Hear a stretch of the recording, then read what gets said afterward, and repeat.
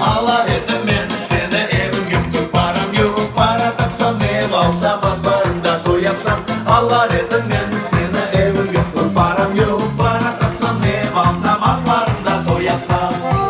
Ay maşallah. Yaşasın Kırım Tatar halkı. Hop ha.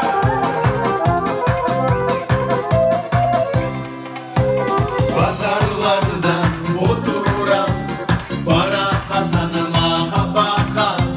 Para kazansam ev alsam, doyumunu az barımda yapsam.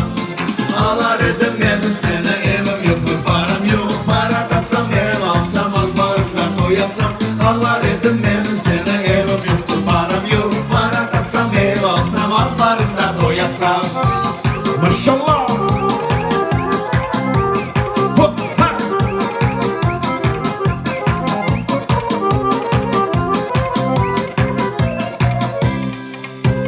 Kırım Tatar'ın iş kırıkal, işten korkmayın bizim halk. Biz işlesek kazansak, hepimiz aile kursak. Ağlarım edim ben seni, evim var, param var. Para taptım, ev aldım, restoranda toy yaptım. Ağlarım edim ben seni, evim var, param var. Para taptım, ev aldım, restoranda toy yaptım. Maşallah.